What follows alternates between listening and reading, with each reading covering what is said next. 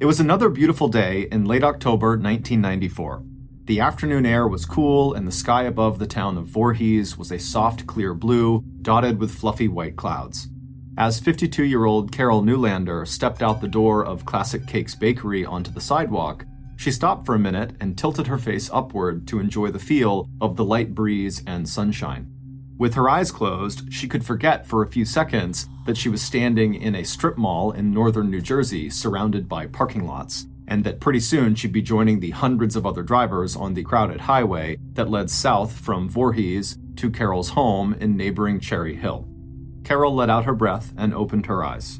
She and her husband, Rabbi Fred Newlander, did not actually mind the commercial sprawl that had spread out around them since they had arrived in Cherry Hill 20 years ago. That was when Fred had gotten his first job, as assistant rabbi at a Jewish synagogue in Cherry Hill named Emmanuel Temple. A rabbi is a spiritual leader and religious teacher of a Jewish community or congregation. In the 2 decades since their arrival, as Cherry Hill's population grew, so had the Jewish community that now made up almost a third of Cherry Hill's 70,000 residents. Many in that community were ethnic Jews, people who can trace their ancestry back to the land of Israel, and others were non-ethnic Jews who had converted to Judaism. And just a few years after taking that job as assistant rabbi at Emmanuel Temple, Fred had gone on to found his own synagogue named Makor Shalom, which is Hebrew for source of peace. Central to Judaism is the belief in one God who revealed himself through ancient prophets. But Fred's new synagogue also focused on adapting the 3,800-year-old religion to the social and cultural conditions of the modern world. And Fred's gamble had paid off big time. By 1994, Makor Shalom had grown from a few families meeting in members' houses into the largest Jewish temple in Cherry Hill, with a congregation of almost 4,000 members. And Fred and Carol had moved from their small apartment to a comfortable 4-bedroom colonial house in one of the many subdivisions that had slowly but surely nibbled away at what had once been Cherry Hill's rolling farmland. But during those years, Fred was not the only one finding success. The last 2 decades had also been very good to Carol. She and Fred had had 1 daughter and 2 sons, and all 3 children were now either working or going to college or medical school.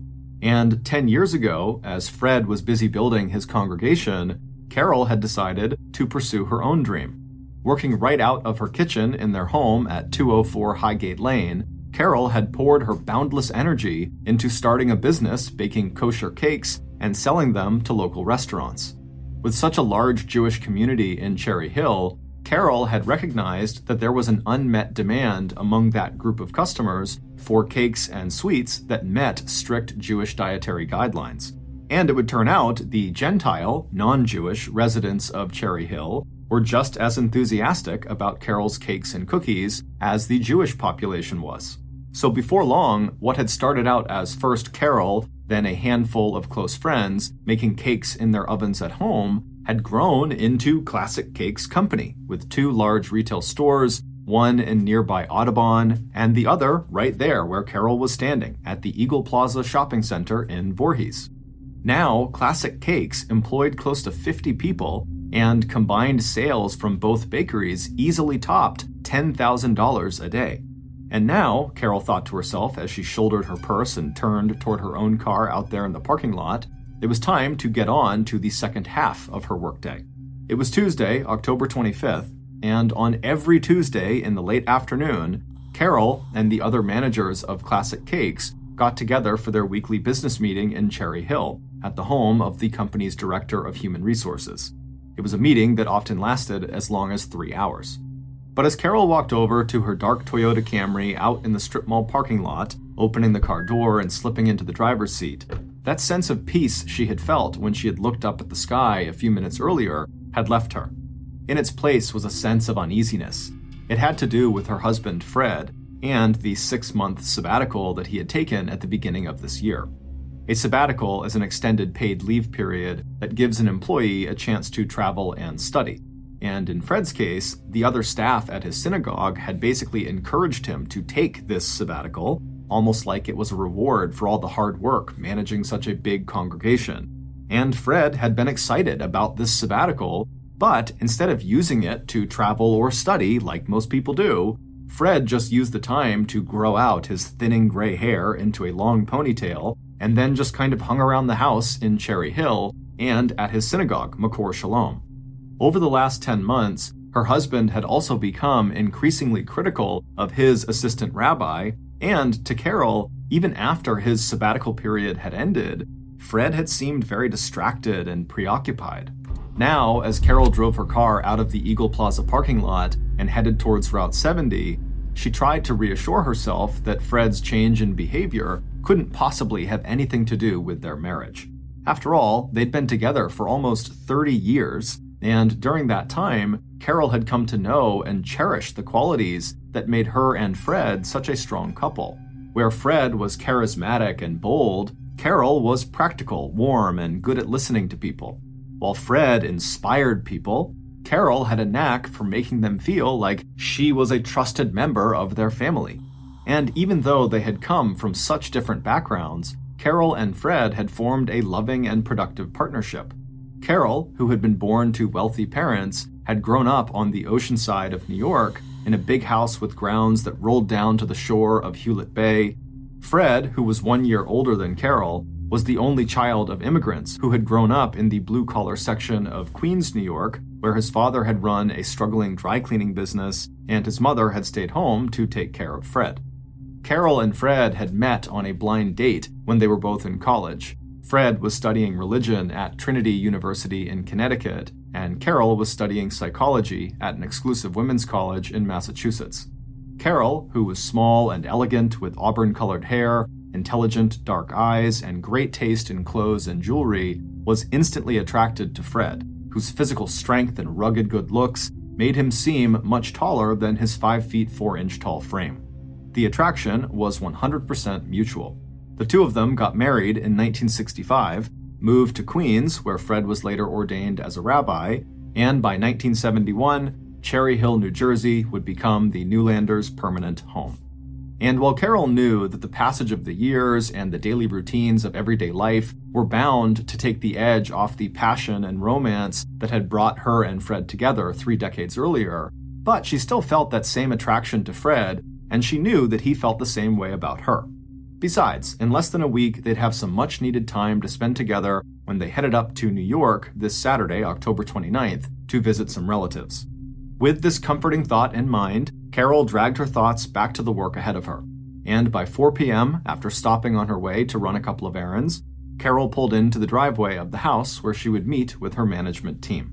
A few hours later, Carol was once again back in her Toyota Camry, but even now her workday was not quite finished, because it had become Carol's habit that several days a week she would take home that day's cash from both of her bakery branches, and then she would count the money right at her dining room table.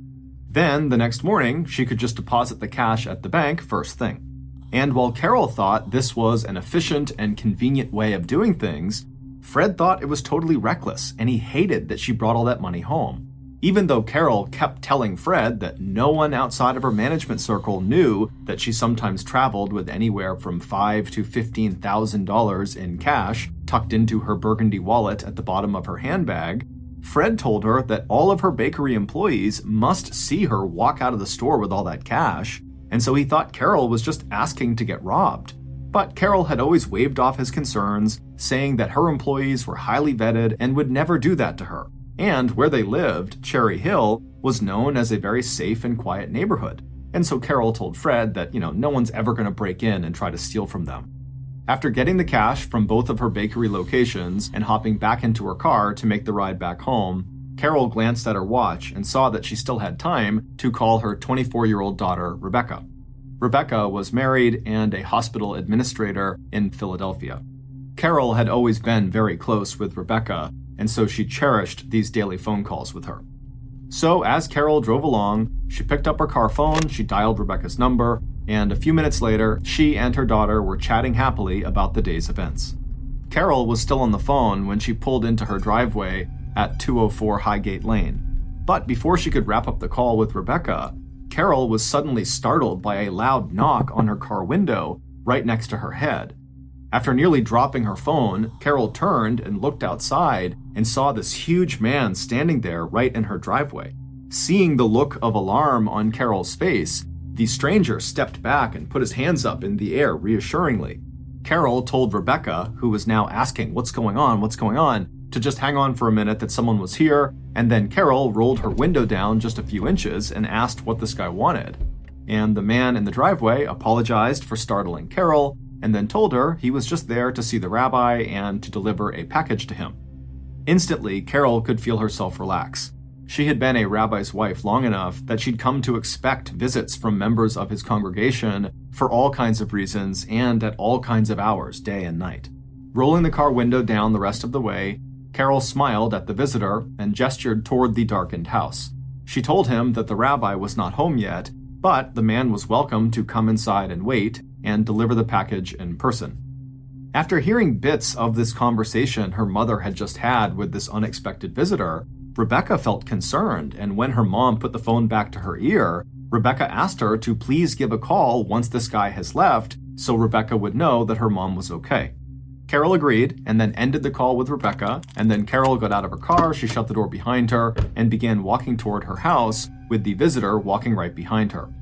Carol had left her handbag filled with all the money in her car trunk. She would come out later when her visitor had left to bring it inside.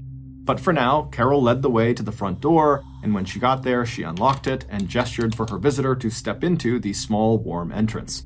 But once the visitor was inside, the man began acting strange, glancing quickly left and right at the living room and dining rooms on either side of him and Carol. Then he began shifting his weight from one foot to another, and then suddenly, kind of awkwardly, he blurted out to Carol, can I just use your bathroom for a minute?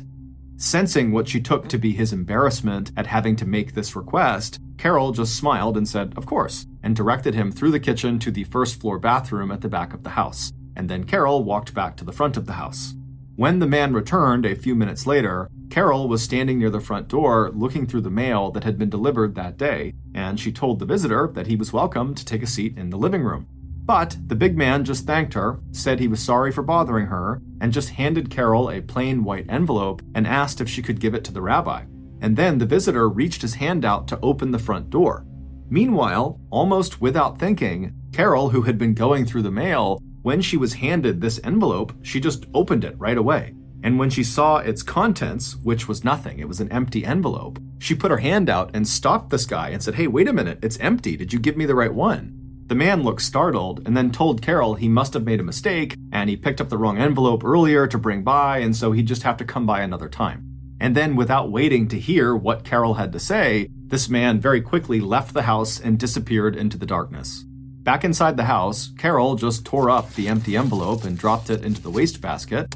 Then she picked up the cordless landline phone and dialed Rebecca to tell her daughter that she didn't need to worry, that the man was gone. And as Carol told her daughter about this guy, she laughed and smiled to herself as she described how he came in and just used the bathroom, gave her an empty envelope, and then ran away. It was just another day in the life of a rabbi's wife. An odd but funny story that Carol would tell friends a couple of times in the following couple of days before forgetting all about it.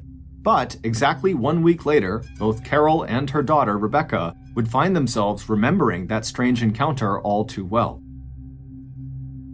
Not long after 8 p.m. on the evening of Tuesday, November 1st, 1994, Carol was once again arriving at her home on Highgate Lane after having left the weekly Classic Cakes business meeting. The weekend trip she and Fred had just taken to New York had not gone at all the way Carol had hoped. And now, as she pulled her car into the driveway and looked at her darkened house, she told herself that the dissatisfaction that her husband had told her he felt in their marriage was just the result of a late midlife crisis. It had all come out during a big argument they had had on their way home from New York that past Sunday, and Carol was still feeling really hurt and angry. By Monday night, both Carol and Fred had calmed down and agreed that they would go to both separate and joint marriage counseling sessions. They had also talked to each other about cutting back on some of the activities that over the years had drawn them into almost separate lives, Fred's religious duties and Carol's business. But Carol was still upset and shaken, and as she parked her car, turned off the engine, grabbed her purse, and then walked through a swirl of fallen leaves to the house, all she wanted was to get inside and call her daughter Rebecca. Carol knew that hearing her daughter's voice, maybe planning a shopping trip together next weekend, would put Carol in a happier frame of mind.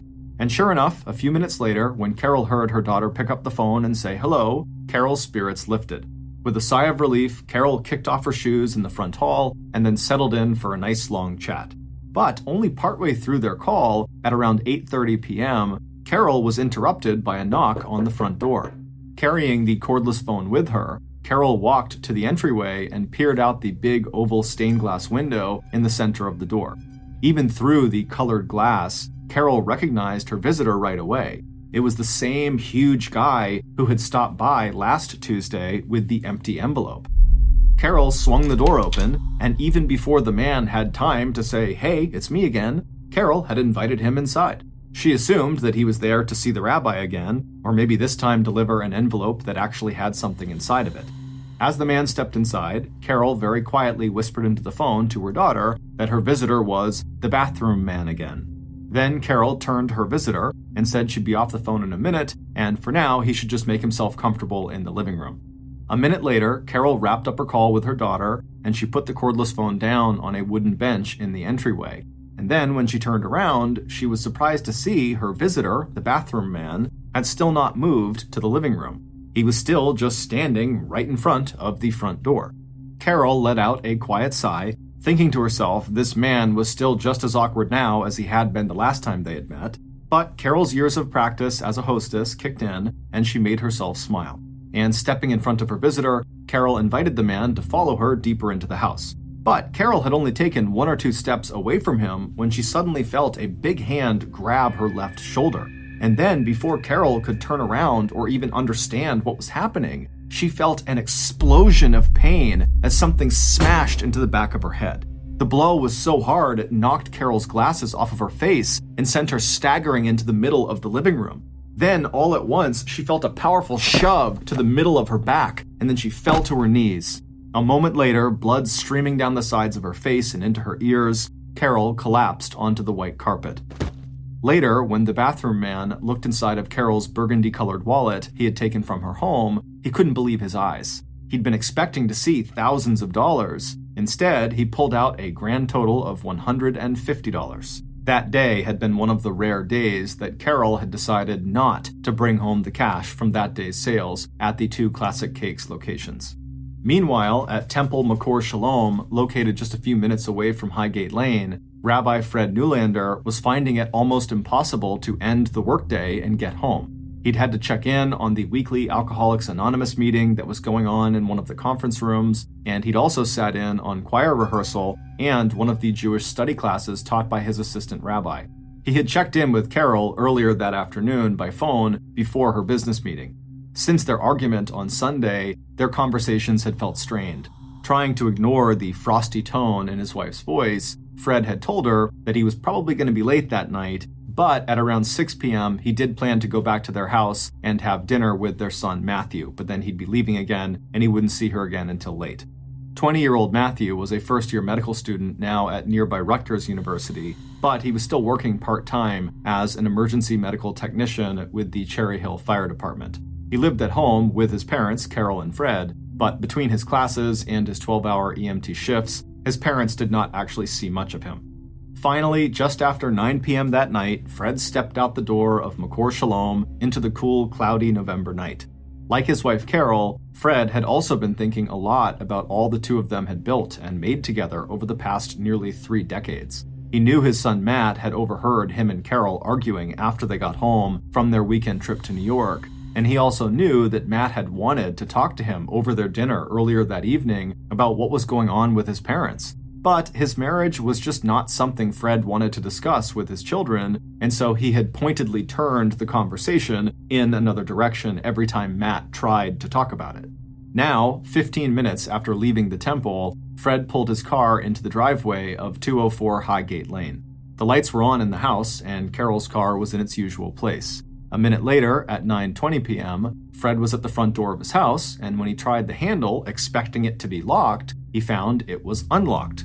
Fred shook his head at the lack of security, thinking about all that money Carol might be counting right now at the dining room table. Once the door was open, Fred expected to hear his wife immediately call out to see if that was him, but instead, the house seemed unusually still and quiet.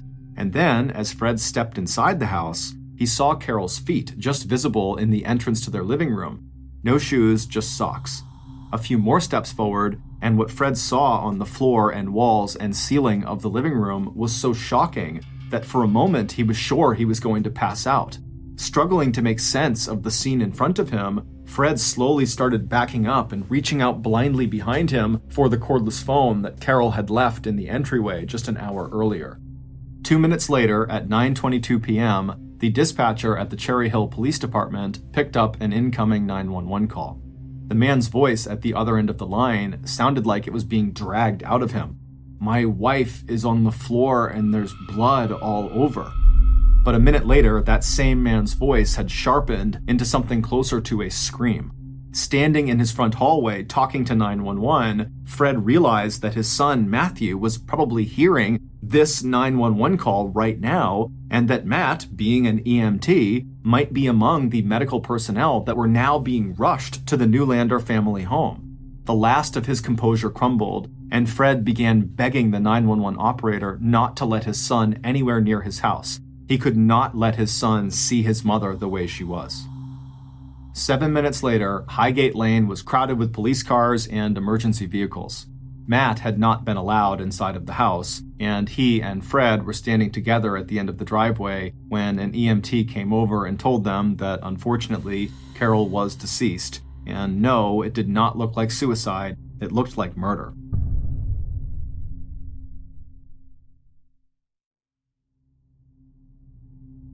By 10 p.m., crime scene techs and homicide detectives had also started arriving at the scene. Officers put up yellow crime tape to hold back the gathering crowd of friends and neighbors that had begun to gather in the street outside of the Newlanders' house.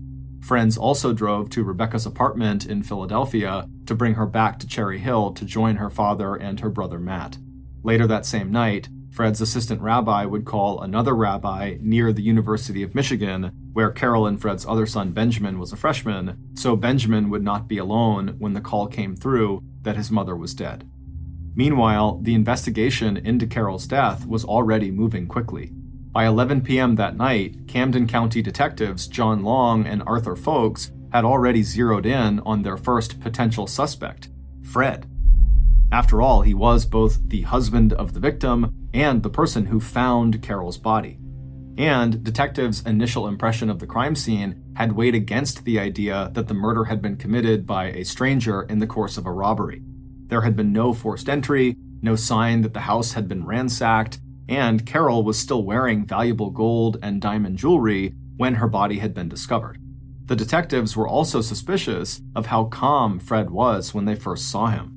And the fact that there was not a single drop or smear of blood on his clothing told them that after finding his wife laying there, Fred had not made any attempt to check for a pulse or try to offer his wife any kind of aid, because if he had, he would have had blood all over him. And although the detectives would have to wait until the forensics reports came back from the crime lab, the techs working the crime scene were not finding any fingerprints, no footprints or even impressions, and no sign of a murder weapon, which made investigators think that this attack had to have been carefully planned. And so detectives instantly became very interested in learning more about the Newlanders' marriage. But before even having their first informal interview with Fred, the detectives assigned police officers to start interviewing neighbors to see if anyone had information about when Carol arrived home that evening and whether neighbors had seen any recent unusual or suspicious activity. Detectives also wanted to know if there were any security cameras on nearby homes that might have captured footage of someone entering or leaving the Newlander house. With all that done, the two detectives left the house just after 11 p.m. and joined Fred and his two older children inside the heated interior of one of the ambulances still parked outside the house. And right away, after speaking with them, the detectives learned about a new number one suspect.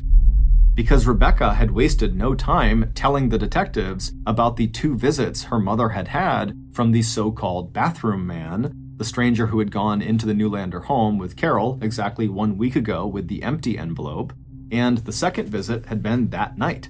And now it seemed clear that tonight's visit from the bathroom man must have happened just before Carol was killed. And when Fred told police that Carol often brought home large amounts of cash from the bakeries, detectives realized that if all that turned out to be true, Carol may have been the target of a robbery after all. This possibility was strengthened when Fred and his children were able to confirm that there was something missing from the Newlander house, the burgundy-colored wallet where Carol hid her envelope full of cash. By 1:30 a.m. in the early hours of Wednesday, November 2nd, so just hours after Carol has been found, detectives had relocated to the Cherry Hill police station and were ready to conduct individual formal interviews, starting with Fred and his children. Rebecca repeated her information about the bathroom man, as well as telling police every detail she could remember from her recent phone calls with her mother. As for her parents' marriage, she said she was not aware of any serious problems or issues, but then again, she said she had not been living with them for some time. But in the interview with Rebecca's brother, Matt, which began at 2:30 a.m., he reluctantly admitted that his parents might have been going through some issues in their marriage. He told them about how his parents had gotten into that big fight during their car ride home from New York 3 days earlier, and that after they had returned, his mother had told him that his dad wanted out of the marriage. But by Monday, Matt said that things seemed to have calmed down, and yesterday afternoon, so Tuesday, the day Carol was killed, she'd even called Matt and told him not to worry, that his parents had done a lot of talking together and everything was going to be fine. It was 3:30 a.m. when Fred finally was asked to come into the interrogation room. When he answered the detective's questions, his voice sounded tired. By the end of the interview, it was obvious that he was finding it difficult to focus. He told investigators that the day before, he and Matthew had left the house together after their dinner around 6 p.m., and that Fred had gone straight to the temple, where he stayed until just a few minutes after 9 p.m. And then he drove back home and he discovered his wife.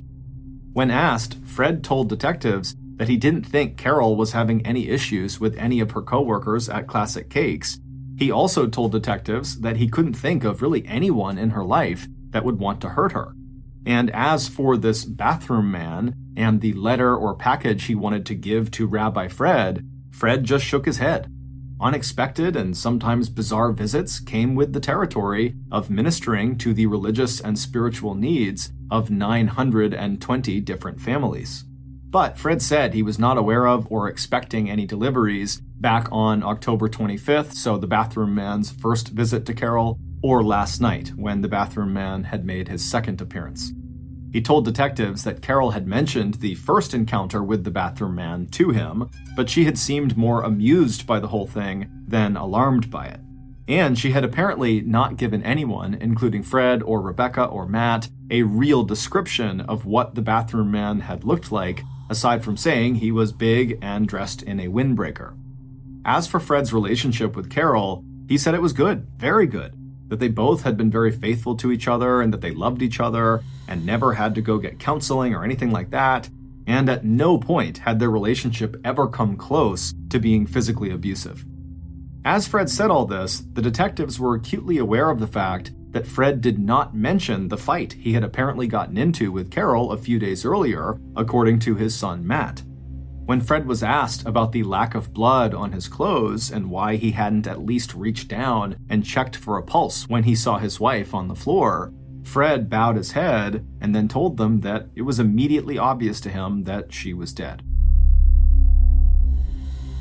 A few hours after Fred's interview, on that same morning, Wednesday, November 2nd, police were back at the Newlander house to do a thorough inspection of the outside of the property.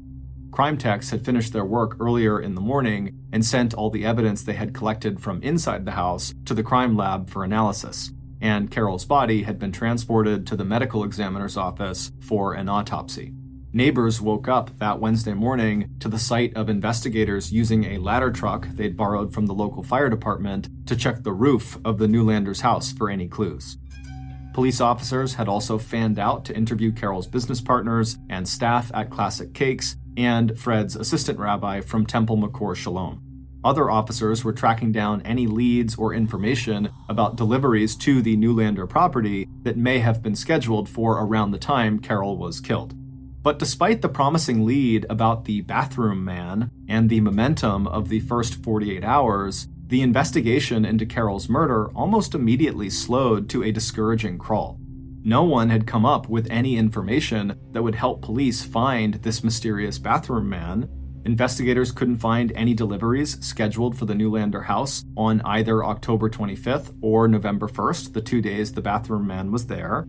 And Fred's assistant rabbi just shook his head no when detectives asked him if he knew of any marital problems between Fred and Carol.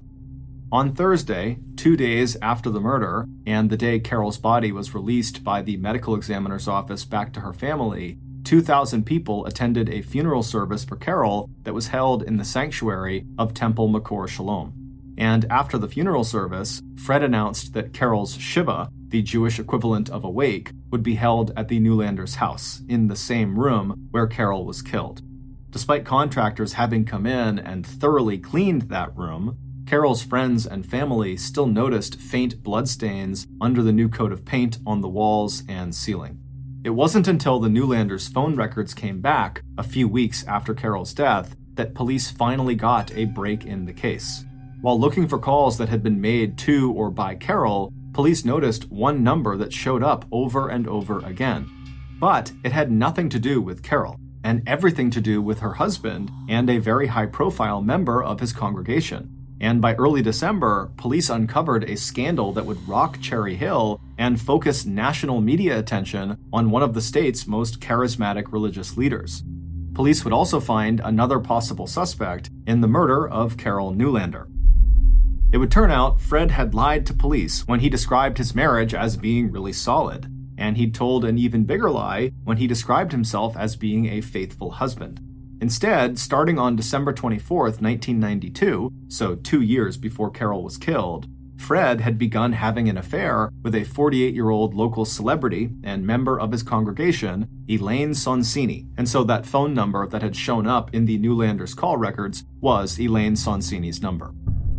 Elaine was a well-known on-air radio personality who hosted a popular morning news program out of a big station in Philadelphia. She had met Fred when he had officiated her late husband's funeral.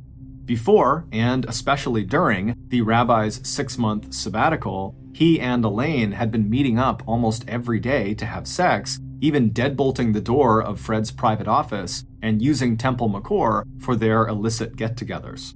As police started to press Elaine for details about her involvement with Fred and whether she had any direct or indirect involvement with the murder of his wife, Elaine, who had a solid alibi, decided it was time to lawyer up and go public with her side of the story and the details of the affair. And suddenly, Fred was back at the top of the suspect list, both in terms of the police investigation and the news accounts that were now appearing in major regional and local media. For Fred, when this affair went public, it was devastating. There are lots of married couples who have experienced infidelity, but in Fred's case, his affair and infatuation with Elaine had automatically stamped him not only as one of America's many unfaithful husbands, but also as a murderer. Even his alibi was now being treated by investigators and definitely by the media as too good, too convenient, that maybe the rabbi had just arranged for his wife's death so he could ride off into the sunset with the beautiful Elaine Sonsini. But despite Fred continuing to shout from the rooftops that he hadn't done anything and that the police still had not found a single shred of evidence connecting him to his wife's murder, Fred knew it didn't really matter, because the media, and to some degree the police, had already decided he was guilty. And so, desperate to clear his name, Fred went on the offensive. Not only did he hire a defense attorney to represent him, he also revealed to the public that within days of Carol's death, he had already hired his own private investigator to try to find out who killed his wife and why. 49-year-old Len Genoff had been both a member of Temple Makor and an acquaintance of Fred's since 1992. But it was Len's background in security and covert operations with the US and Israeli Secret Services, along with his private investigator's license, that had caught Fred's attention. Len also had close ties with the local police. And even though Len had not really made any more progress in finding Carol's killer than Camden County law enforcement, once Fred went public with Len's involvement in the case in early 1995, Len became a sort of unofficial spokesperson for the embattled rabbi. But for Fred, despite his best efforts, his life seemed to just continue to go from bad to worse. On February 26, 1995, the damage to his reputation had become so bad that he resigned his post as head rabbi of the synagogue he had founded 20 years earlier. Several months later, on June 9, 1995, Fred's lover, Elaine Sonsini, left Fred and married one of the police officers who had been assigned to help with the investigation into Carol Newlander's death. A year after that, in April of 1996, the Central Conference of American Rabbis suspended Fred from practicing as a rabbi for a minimum of 2 years as punishment for his extramarital affair. But despite Fred's life crumbling all around him, his private investigator continued to have his back, telling everyone that while Fred certainly was guilty of adultery, that didn't mean he was also guilty of murder. Fred deeply appreciated Len's support, but what he really needed from his private eye, or from anyone at this point, was evidence about who actually killed his wife. But it wasn't until late April 2000, almost 6.5 years after Carol Newlander was brutally murdered, that police finally would find that evidence. That month, investigators answered a phone call from someone who said they had important information that would help authorities identify Carol's killer. The conversation that came next would turn everything the police thought they knew about this case upside down.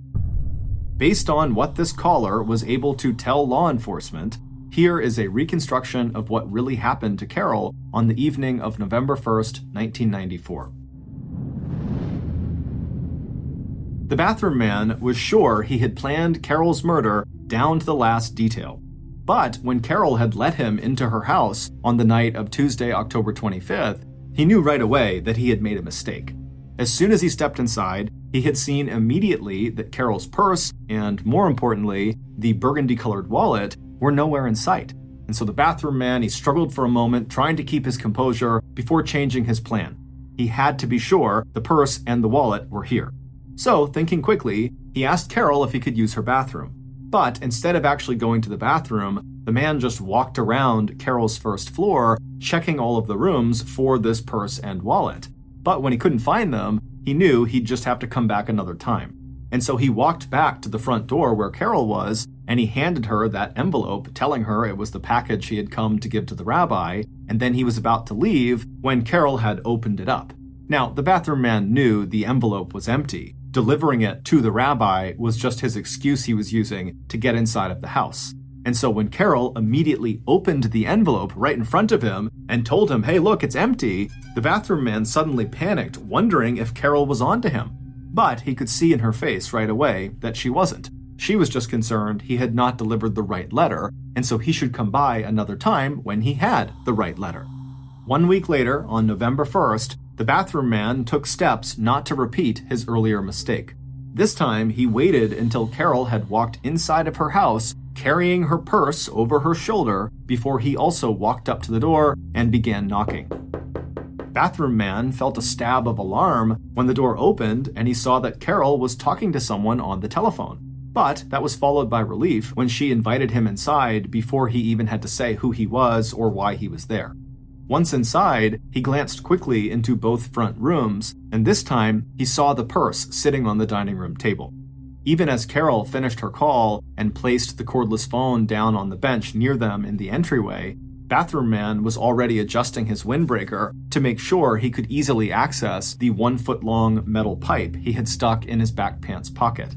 Satisfied that the purse and wallet were definitely here, he focused again on Carol and heard her tell him to follow her through the living room into the sun parlor. But as soon as Carol had turned away from him and had begun taking a few steps across the hardwood floor onto the white carpet, bathroom man reached behind his back and pulled out the metal pipe and clutched it in his right hand. And then, with his left hand, he reached out and he grabbed Carol's left shoulder, forcing her to come to an abrupt stop, and then before she could turn around, bathroom man had lifted the pipe into the air and brought it crashing down into the back of Carol's head. A moment later, he used his left hand to shove Carol hard in the center of her back, sending her flying into the living room where her knees began to buckle out from under her. As she collapsed forward onto the ground, Carol uttered a single word, "Why?" Bathroom Man didn't answer her. Instead, he turned back to the door and quickly motioned to his much younger accomplice who was waiting outside in the bushes to come inside and finish the job. Seconds later, Bathroom Man had handed off the length of pipe to his much younger companion, and as Bathroom Man headed for the dining room to get the burgundy wallet out of Carol's purse, his companion got to work on Carol. From the dining room, Bathroom Man could hear the sickening thuds of what would be at least 12 savage blows to Carol's head that would break her skull and inflict catastrophic injuries to her brain. An autopsy would later show that Carol had tried to protect herself by putting her hands up over the back of her head, but this younger accomplice of Bathroom Man had hit her hands so hard with the pipe that he'd practically amputated one of her fingers. When Bathroom Man stepped back into the living room to make sure Carol was dead, he had to stop and catch his breath. The beating the younger companion had administered on Carol had taken less than a minute, but in those 45 seconds, the upswings of the metal pipe had sprayed the walls and ceiling with so much blood that it looked like a scene out of a horror movie. And Carol lay on her side at the center of it all, her neat blue pantsuit and print top slowly darkening in the pool of blood, spreading out around her and soaking into the thick pile of the white carpet. Bathroom Man walked over and checked Carol for a pulse, and when he didn't find one, he and his younger companion left the house. Once outside, the two men got into a single car and drove to a nearby brightly lit parking lot outside of a department store. After his younger accomplice changed into clean clothes, Bathroom Man gathered up any blood-stained belongings and the blood-stained pipe, and he stuffed it all into a small duffel bag. Then he pulled out Carol's burgundy wallet. He thought of the thousands of dollars that he was sure to find inside of it as a bonus payment on top of what he had already been paid to commit this murder. But inside the wallet, all he found was $150. The two killers split the money, and then with a sudden gesture of disgust, Bathroom Man threw the burgundy wallet onto the floor of his car. A minute later, Bathroom Man's accomplice had climbed out of the passenger seat and settled in behind the wheel of his own car that he'd parked there earlier in the evening. He gave Bathroom Man a wave before pulling out of the parking lot and heading back to the apartment the two men shared. A few minutes later, Bathroom Man was also on the road, but he was not going back to the apartment. Instead, he headed east towards the nearest police station. He stopped only once along the way, to buy 4 cups of coffee. Later that night, he would make a drive out to Philadelphia and stop at different dumpsters along the way to dispose of the small duffel and bloody clothes, the murder weapon, and the empty burgundy wallet. But for right now, he had an alibi he needed to build. So at 9:12 p.m., Bathroom Man, aka Rabbi Fred Newlander's own private investigator, Len Genoff, did what he did on most Tuesday nights. He drove to the Evesham Township Police Station 5 miles from the Newlander house, and then he walked inside and made his way to the Detective Bureau, where he delivered the coffees he had bought to his good buddies on the night shift, and where he settled in to wait for the news to break that Rabbi Fred Newlander's wife was dead. It wouldn't be until 2 days after Carol's murder, on Thursday, November 3rd, at her funeral service in the sanctuary of Temple Makor Shalom, that Len would again see the person who had promised him $30,000 for killing the rabbi's wife. When it was Len's turn in line to console the stricken and grieving rabbi, Len stepped forward to shake Fred Newlander's hand, but before he could, Carol's husband pulled Len in for a big hug. And when the two men were cheek to cheek, Fred whispered his thanks in Len's ear for getting the job done. The murder had gone exactly as Rabbi Fred Newlander had planned it. It would turn out that back in the summer of 1994, not long after the end of Fred's 6-month sabbatical, his mistress, Elaine Sonsini, had told Fred he had until the end of that year to end his marriage with Carol, or Elaine would break off their affair. As the rabbi started to think about his choices, he decided he'd rather see Carol dead than risk the damage that a divorce might do to his reputation. So, in August, Fred approached Len Genoff, a member of his congregation who claimed to have worked with both the U.S. and Israeli secret services. Both those claims, and almost everything else Len had told people about his background, insecurity, and covert operations, turned out to be false. But when Len's rabbi and spiritual leader Fred Newlander asked him if he would be willing to put his skills to work and kill a so-called enemy of Israel, Len said yes. Only the enemy turned out to be the rabbi's wife, and her only sin was that she stood between the rabbi and his mistress. While Len knew who Carol was, Carol did not know who Len was. There were over 4,000 people in the congregation, and so Carol and Len had just never actually met. After Len agreed to do the job, Fred spent the next few months explaining to Len exactly how he wanted the murder to look, like a robbery gone wrong. Fred also gave Len a hand-drawn map showing the layout of the inside of the Newlander house and where Len should look for Carol's purse and wallet. The murder would have to take place on a Tuesday night when Carol and Fred's son, Matthew, was at work, and when there were enough evening activities at the temple that Fred could construct an airtight alibi for himself. Then, immediately after the murder, the rabbi would hire Len to act as a private investigator working to clear the rabbi's good name. Len had done a lot of things in his life that he was not proud of, but cold-blooded murder was not one of them. So, for this job, Len had decided to hire an accomplice, his 21-year-old roommate, Paul Daniels. Like his older friend, Paul was a recovering alcoholic, but he was also broke and he suffered from a variety of mental disorders. When Len offered Paul $7,500 if Paul would actually be the one to kill Carol, Paul could not believe his good fortune.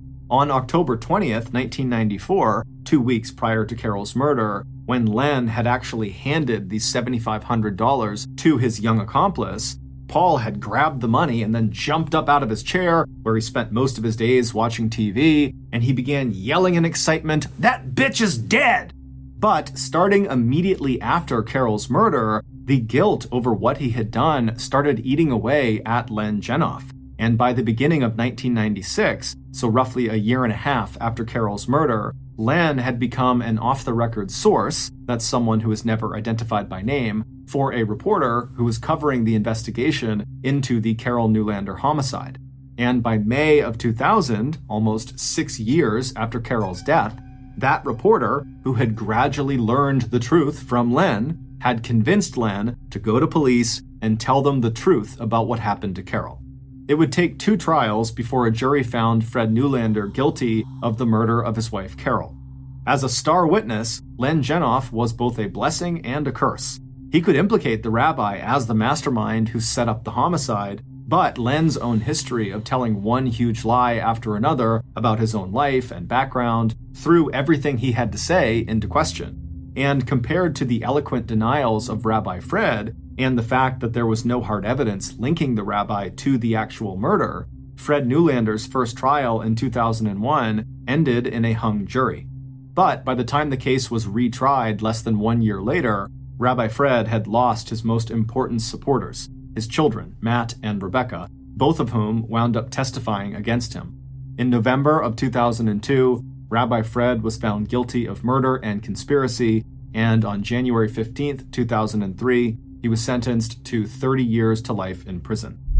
Both Len Genoff and his accomplice Paul Daniels were convicted of aggravated manslaughter and sentenced to a maximum of 23 years. They were both released from prison in 2014 after serving their mandatory minimum of 10 years.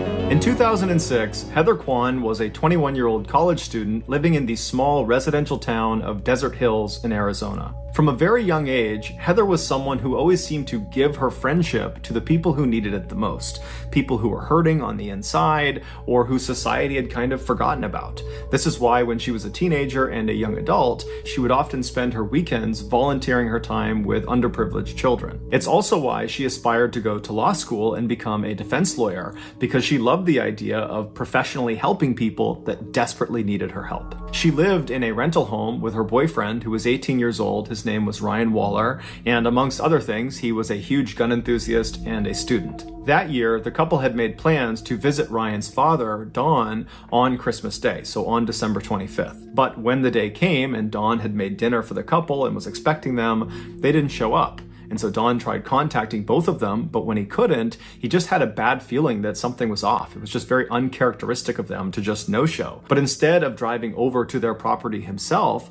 Don just called the local police and asked them to do a welfare check. The police arrived at the house in Desert Hills, Arizona. They knocked on the door, but there was no answer. They looked in the windows and some lights were on, but it was mostly dark inside, and they couldn't really tell from the car in the driveway if that belonged to the homeowners or somebody else. And so they stood there for a second. They're looking in the windows. There's no movement. They knock again while simultaneously calling out that, hey, we're the police. We're here to do a welfare check. Just want to make sure you guys are okay. And this time, after they were done knocking, they heard the deadbolt unlock, and then the door swung inward into the house, and standing right in front of them was Ryan. Ryan had this huge bruise on his left eye, this big black eye, and he had a cut on his nose, and he was just standing there, not saying anything, not asking any questions, just looking at them.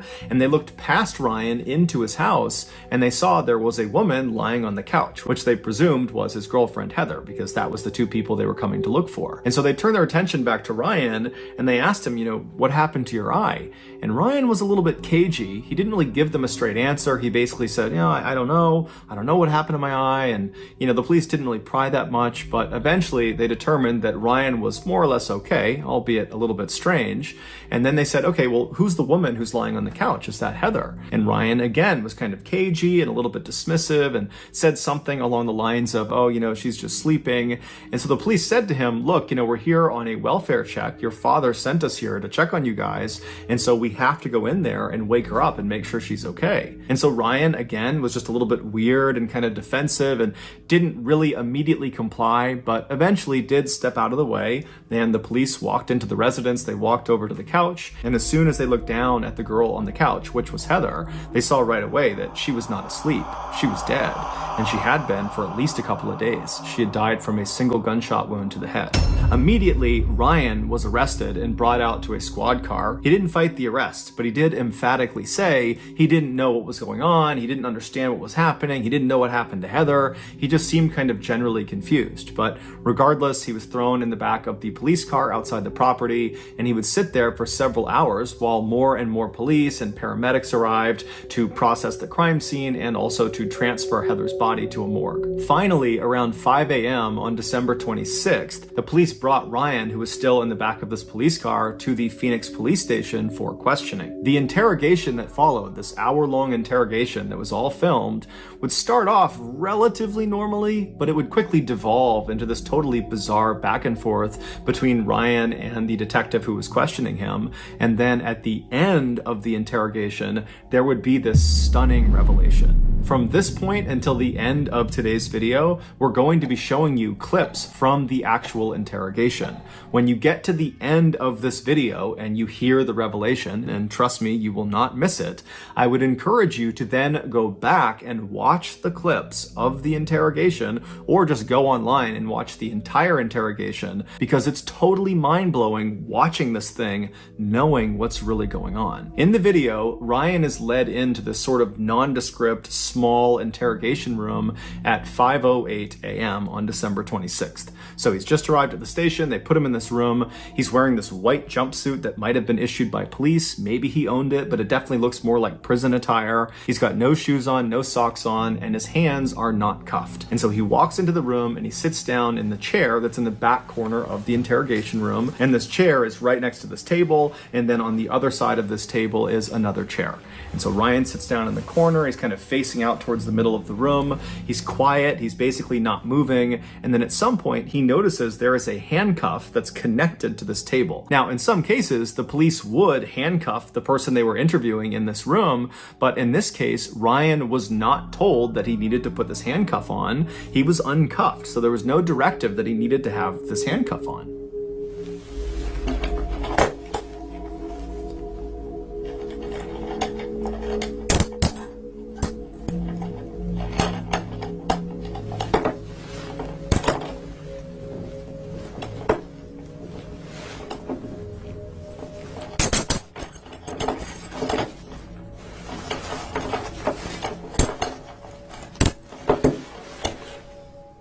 After handcuffing himself to this table, Ryan turns and puts his arms over this table, and he lays down, puts his head in his arms, and he lays that way for about 5 minutes. Periodically, he makes a few groaning sounds, but for the most part, he's quiet.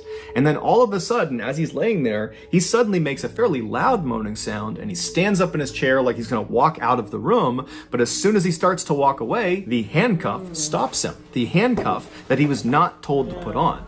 And so he's stuck against this table, but he doesn't seem fazed by it. He looks almost confused by what's happening, but he doesn't dwell on it for very long. Instead, he just reaches across the table and grabs a blank piece of paper, and then he just sits back down in the seat, he crosses his legs, and he starts looking at this piece of paper. At 5:17 a.m., so roughly 9 minutes into this interrogation, which really hasn't even started yet, Ryan is intently looking at this blank piece of paper when a detective walks into the interrogation room. This detective was named Dalton, and he informs Ryan that they're going to be taking pictures of his feet, and so he needs to put his feet up on the table that's right next to him. Ryan at first acts very confused and doesn't really understand what's happening, but he eventually complies and he puts his feet up on the table, and by the time his feet are up there, another officer walks into the interrogation room, and he's got a camera and he's got this big kit with him, and he would begin about a 10-minute long process of photographing Ryan's feet and also swabbing Ryan's feet. During this 10-minute session, Dalton stays in the room, and so Ryan periodically asks him if he can just leave and go home, seemingly unaware of how serious this situation really was for him. And when Dalton would tell him, no, you can't leave, Ryan would act totally frustrated and kind of angry and upset, kind of like how a child would act if they were told they couldn't have something they really wanted to. At 5:28 a.m., after this 10-minute session is complete and they've photographed and swabbed Ryan's feet, the second officer leaves the room and Dalton shuts the door behind him, and then he walks over to the table and he grabs the chair on the other side from Ryan. He drags it out so it's closer to Ryan, and then he sits down and introduces himself. After that, he begins asking Ryan some very basic questions. He asks him to confirm his name, which he does. He asks him to confirm his date of birth and his social security number, and Ryan does both those things. And then he asks Ryan if he understands why he was there, why he was being interrogated. And Ryan says, no.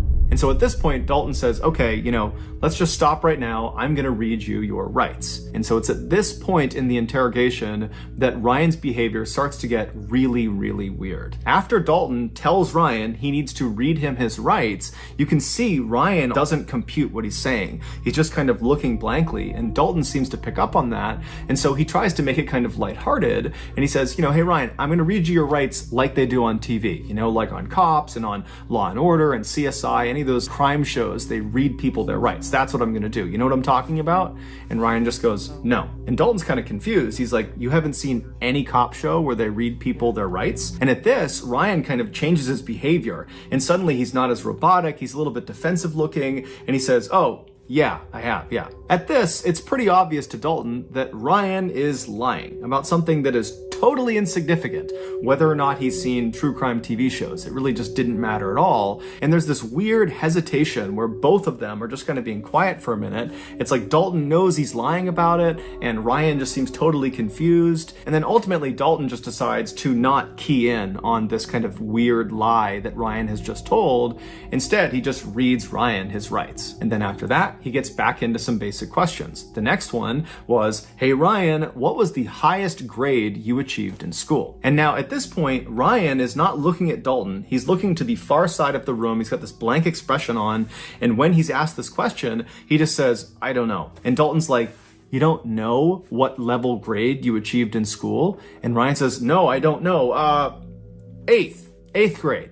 So again, he's changed his answer fairly abruptly when he's challenged. And so Dalton is probably thinking to himself that he's lying again. But again, it's just kind of an insignificant thing, but it's building a pattern of mistrust here. It's hard for Dalton to believe that Ryan is going to be truthful if he can't even tell the truth about things that don't matter. But Dalton decides not to fixate on it. Instead, he asks a follow-up question based on the fact that Ryan has said 8th grade is the highest level he achieved. And so Dalton says, okay, well, did you get your GED? A GED is a high school diploma equivalent, and it's something you would get if you did not graduate high school. And since 8th grade is below high school, then Ryan clearly did not finish high school, and so it's a natural question to ask. The answer to this question is binary. You have a GED, you don't have a GED. But Ryan's answer is anything but binary. It's totally contradictory and weird, and it really begins to show a side of Ryan that just doesn't add up. He's acting totally weird. Do you have a GED? I don't know. You don't know what? I don't know. I don't know. I just want to go home. Oh, you're not going to go home right now.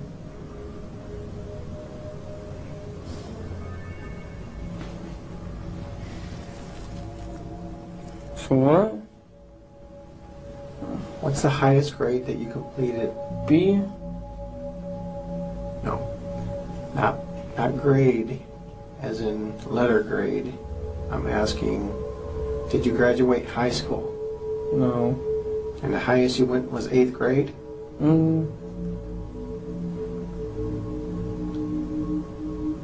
Yep. Do you know how to read and write, Ryan? Yeah. After the discussion about Ryan's education goes nowhere, Dalton again does not fixate on all the issues with his answers so far, and instead just kind of continues asking more questions. And so he begins to address Heather. He starts by asking Ryan if he has a girlfriend. Now, Dalton at this point would know that Heather, the girl who was deceased, was Ryan's girlfriend, because the police were asked to do the initial welfare check on Ryan and Heather, the couple. That's something that Dawn would have relayed to police. And so Dalton knows they have a relationship, but he wants Ryan to tell him he has a relationship with Heather. So again, he asks Ryan, do you have a girlfriend? And Ryan says no, which is a lie. But Dalton goes along with it and says, okay, well, do you know a girl named Heather? And Ryan would say, yes, I do. But his description of Heather was just completely inaccurate. He said Heather was a 16 or 17-year-old girl, even though she was actually 21. And he would say her last name was Kyman. He thought, he wasn't entirely sure. He said she has nicknames and she has different names she uses, but he believes it's Kyman, even though her last name was actually Kwan. Now, Dalton, of course, is aware of these discrepancies, but again, he does not fixate on them. He just keeps on asking more questions. Dalton asks Ryan, what happened to your face? You have this huge bruise on the left side of your face. What happened? At first, Ryan says he doesn't know. But when Dalton pressed him and kept asking more and more questions about his face and how it happened, Ryan eventually would begin to open up. What happened to your face? I don't know. You told the officer just a few minutes ago that someone hit you. Do you remember who hit you? I don't know. I think it was Heather.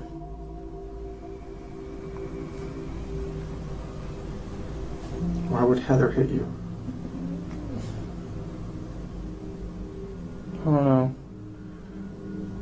It was an accident. I forgot why. Like the other police officers involved, Dalton believed already going into this interrogation that Ryan killed Heather, that the bruise on his face was from Heather fighting back before ultimately Ryan killed her.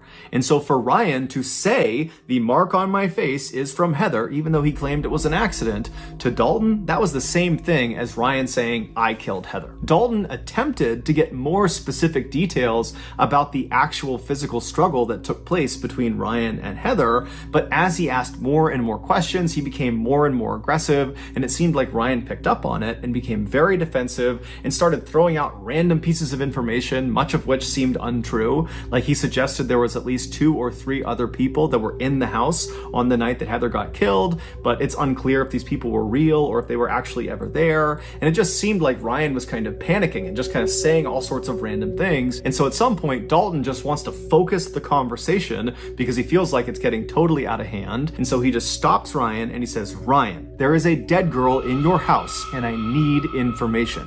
Hey, Ryan? Huh? There's a dead girl in your living room. She's dead? Yes. Heather? I don't know. I want to know what happened in your house last night. The girl on the couch is dead? I don't know if she's on the couch. She's dead. The interesting thing about Ryan's reaction to being told by Dalton for the first time in the interrogation that there was a dead girl in his house is Ryan reacted with genuine surprise. It's the only time in the entire interrogation start to finish where Ryan sits forward in his chair, he kind of perks up, and he seems relatively normal. He's not acting confused and kind of bizarre. It's like he's really dialed in, as if he had not heard this before, that he didn't know Heather was dead, and he's now for the first time being told, and it shocked his system.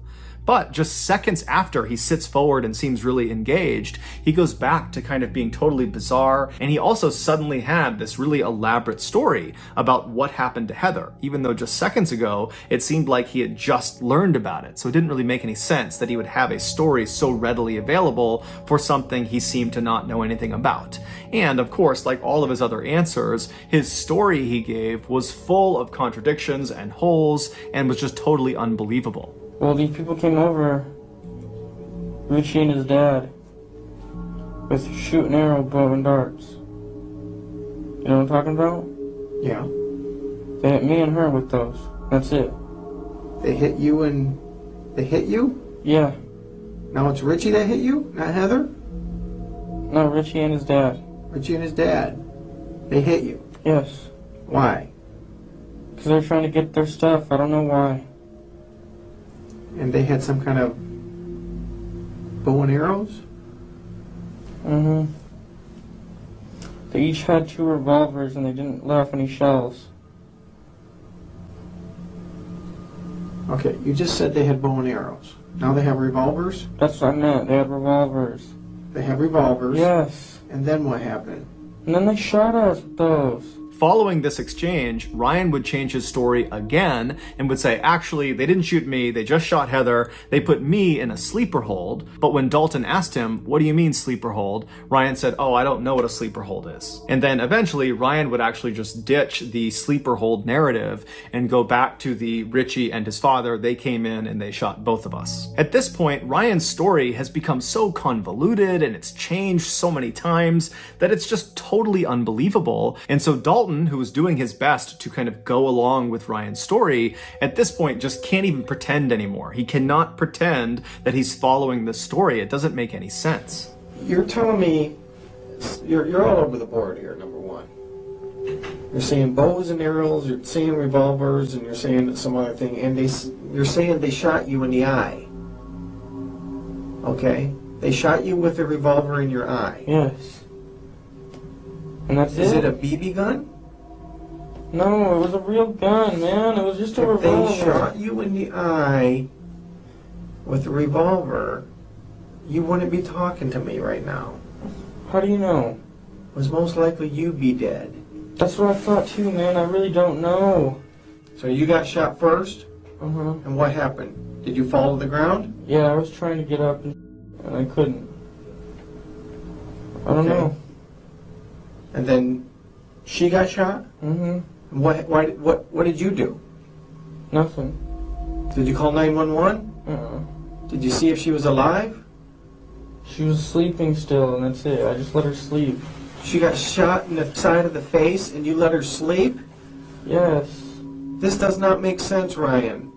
After this exchange, Dalton just goes full bad cop on Ryan, openly accusing him of shooting and killing Heather, and Ryan just continues to say he doesn't know anything, that he didn't do it, and his answers are just totally nonsensical and contradictory, and nothing is making sense. And so finally, at 5:52 a.m., roughly 45 minutes into this interrogation, Dalton is just at a loss. He does not know how to handle Ryan, because even though he really believes he did it, nothing Ryan has said has incriminated him, because nothing Ryan has said makes any sense. And so he's sitting there kind of thinking what he's going to do next, and then Dalton notices something. He notices something on Ryan's face. And he tells Ryan to come closer, he needs to look at it. Let me see your nose. Put your legs down. Put your legs down. Bring your face closer. Oh, my head hurts. Okay. Yeah, be right back.